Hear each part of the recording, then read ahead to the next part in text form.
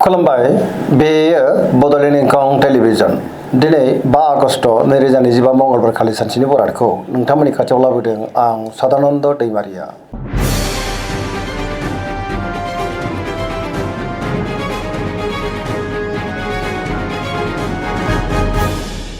सिगां आं फरायनो लादों मेष राशि गिबि हांखो अ ल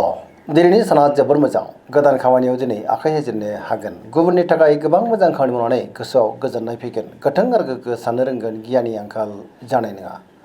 सिगांनि बबेबा आद्रा खामानिया मावफुंजानायाव गोसोआव दिनै जोबोर गोजोननाय फैगोन देहाया मोजाङैनो थागोन बहानिफ्रायबा दिनै हरखाबै मोजां खौरांबो फैनो हागौ रांखावरियाव जोबोर मोजां होनजायो बेफार फालांगियावबो दिनै जोबोर मोजां मुलाम्फा मोननो हागोन आरो आयाबो बांनो हागौ नखराव बिसि फिसायनि गेजेराव अनलायनाया बांगोन गुबुनजों मोजां सोमोन्दो लाखिनोबो रोंगोन समाजावबो मान मोननो हागोन लाइमोनफ्रा गावबा गावनि गोसोनि साननायफोरखौ दिनै फोरमायलायनो हागोन पजिटिभ एनार्जिनि गोहोम गोग्लैगोन धोरोमारि बिथिङावबो गोसो दुंखांनो हागौ फरायसाफ्रा दिनै फरायनायाव गोसो दुंखांगोन आरो मोजां फिथाइ मोननोबो हागोन सरासनस्रायै दिनैनि साना जोबोर मोजां आरो मोजाङैनो बारग'लांगोन।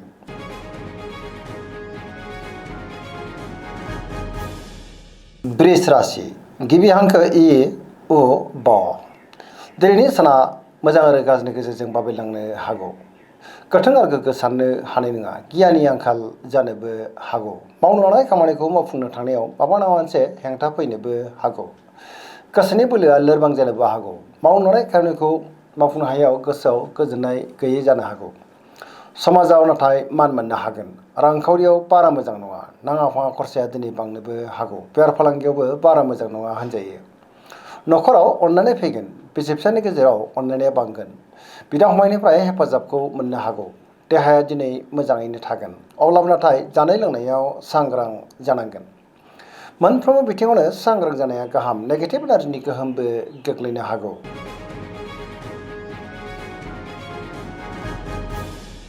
मिथुन राशि गिबि हांखो क स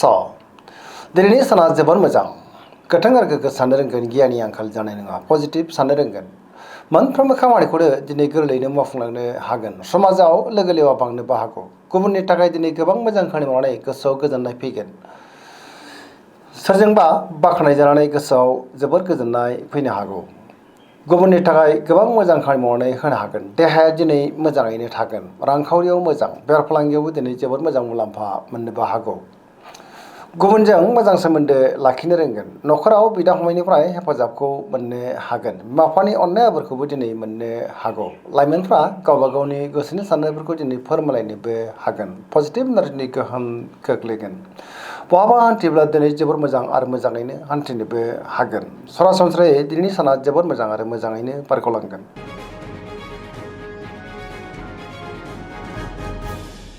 कर्कट राशि गिबि हांखो ड ह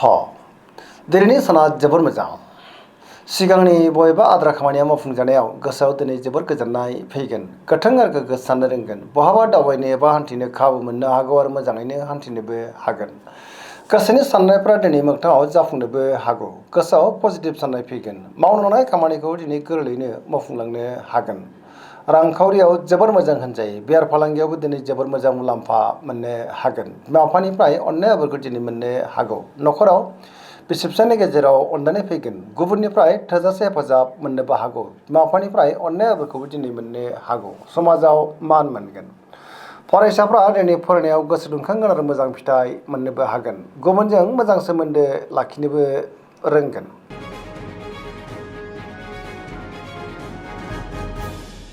सिंह राशि गिबि हांखो म थ दिनैनि साना जोबोर मोजां सोरबा लोगोजों बाख्नाय जानानै गोसोआव दिनै जोबोर गोजोननाय फैगोन पजिटिभ एनार्जिनि गोहोम गोग्लैगोन मावनो लानाय खामानिखौ दिनै गोरलैयैनो मावफुंनो हागोन बहानिफ्रायबा हरखाबै मोजां खौरांबो फैनो हागौ बहाबा दावबायनो एबा हान्थिनो खाबु मोननो हागौ आरो मोजाङैनो हान्थिनोबो हागोन बेफार फालांगियाव दिनै जोबोर मोजां मुलाम्फा मोननोबो हागोन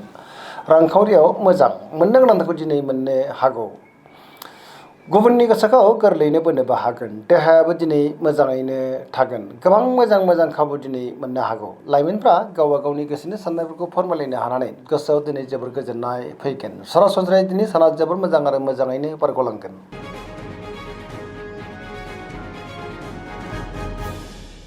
कन्या राशि गिबि हांखो प ट दिनैनि साना मोजां आरो गाज्रिनि गेजेरजों बाबेनलांनो हागौ गोसोआव गोनो गोथो साननायबो फैनो हागौ गावनि गोसोनि साननायफोरखौ दिनै गुबुननो फोरमायनो गोब्राब जागोन माबा मोनसे जेंनाजों मोगा मोगि जानांनोबो हागौ रांखावरियाव मोजां अब्लाबो नाथाय खरसाया बांनोबो हागौ बेफार फालांगियाव मोजां होनजायो गोबां मुंदांखा सुबुंजों दिनै लोगो मोनज्लायनोबो हागौ बिमा बिफानिफ्राय अननाय आबोरखौ दिनै मोननो हागौ अब्लाबो नाथाय गोसोनि साननायफ्रा देबार नांगोन नेगेटिभ एनार्जिनि गोहोमबो गोग्लैनो हागौ मोनफ्रोमबो बिथिङावनो दिनै सांग्रां जानाया गाहाम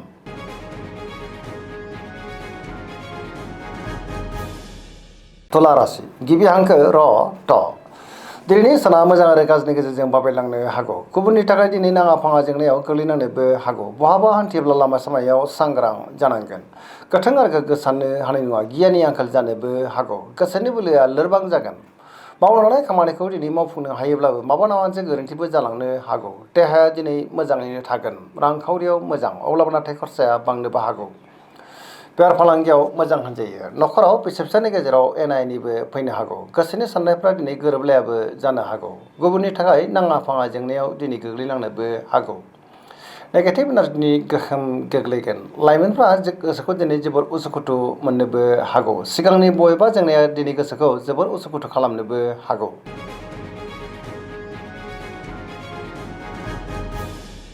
वृश्चिक राशि गिबि हांखो न स दिनैनि साना जोबोर मोजां बयजोंबो गोरोबनो रोंगोन गुबुननि थाखाय दिनै गोबां मोजां खामानि गोसोआव गोजोननाय फैगोन पजिटिभ एनार्जिनि गोहोम गोग्लैगोन समाजाव मान बांगोन बहाबा दावबायनो एबा हान्थिनो खाबु मोननो हागौ आरो मोजाङैनो हान्थिनोबो हागोन गोसोनि साननायफोरा दिनै मोगथाङाव जाफुंनोबो हागौ गोसोनि बोलोआ बांगोन न'खराव बिदा फंबायनिफ्राय हेफाजाबखौ मोननो हागोन रांखावरियाव मोजां अब्लाबो नाथाय खरसाया बांनोबो हागौ बेफार फालांगियाव मोजां होनजायो गोबां मुंदांखा सुबुंजों दिनै बहाबा लोगो मोनज्लायनोबो हागौ देहाया दिनै मोजाङैनो थागोन फरायसाफ्रा फरायनायाव गोसो दुंखांगोन आरो मोजां फिथाइ मोननोबो हागोन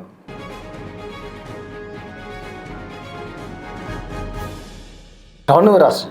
गिबि हांखो ध फ भ दिनैनि साना मोजां आरो गाज्रिनि गेजेरजों बाबेनलांनो हागौ गुबुननि थाखाय दिनै नाङा फाङा जेंनायाव गोग्लैनांनो हागौ गोसोआव गोनो गोथो साननाय फैगोन सोरबा लोगोजों रायखोमाजानोबो हागौ बहाबा हान्थियोब्ला दिनै लामा सामायाव सांग्रां जानांगोन गुबुननि थाखाय नाङा फाङा जेंनायाव गोग्लैनांनो हागौ गोसोनि साननायफ्रा दिनै देबर नांनोबो हागौ रांखावरियाव बारा मोजां नङा होनजायो सोरजोंबा थगायजानोबो हागौ बेफार फालांगियाव बारा मोजां नङा होनजायो समाजाव मानहानि जालांनोबो हागौ देहाया दिनै मोजाङैनो थागोन अब्लाबो नाथाय जानाय लोंनायाव सांग्रां जानांगोन नेगेटिभ एनार्जिनि गोहोमबो गोग्लैनो हागौ लाइमोनफ्रा गावबा गावनि गोसोनि साननायफोरखौ दिनै फोरमायनोबो हागोन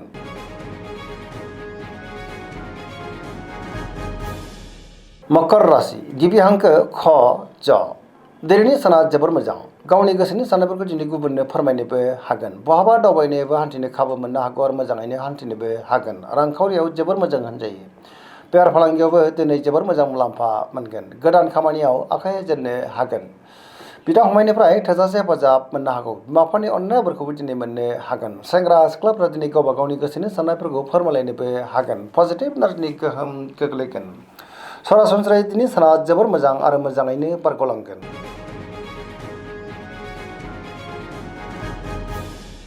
कुम्भ राशि गिबि हांखो ग स दिनैनि साना मोजां आरो गाज्रिनि गेजेरजों बाबेनलांनो हागौ गोथों आरो गोग्गो साननो गोब्राब जागोन गुबुननि थाखाय नाङा फाङा जेंनायाव गोग्लैनांनोबो हागौ सुथुरनि गाज्रि नोजोर थानोबो हागौ मोनफ्रोमबो बिथिङावनो दिनै सांग्रां जानाया गाहाम गोसोआ दिनै जोबोर उसुखुथु जागोन मावनो लानाय खामानिखौ मावफुंनो हायोब्लाबो माबा मोनसे गोरोन्थि जालांनोबो हागौ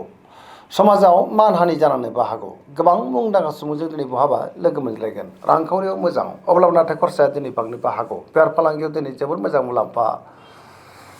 मोननो हागौ न'खराव बिसि फिसायनि गेजेराव अननानै फैगोन गुबुननिफ्राय हेफाजाबखौ मोननो नाथाय गोब्राब जानोबो हागौ बिदा फंबायनिफ्राय हेफाजाबखौ मोननो गोब्राब जागोन नेगेटिभ एनार्जिनि गोहोम गोग्लैनोबो हागौ